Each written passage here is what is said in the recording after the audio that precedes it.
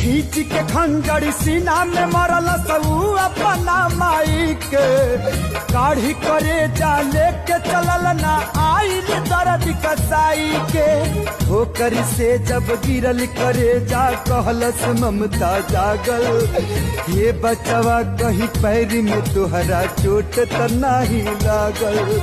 देखी माई के ममता क्यों करेजा शरीर से बाहर आके भी अपना बेटा के चिंता करता और वो करेजा से का आवाज आई, बेटा हो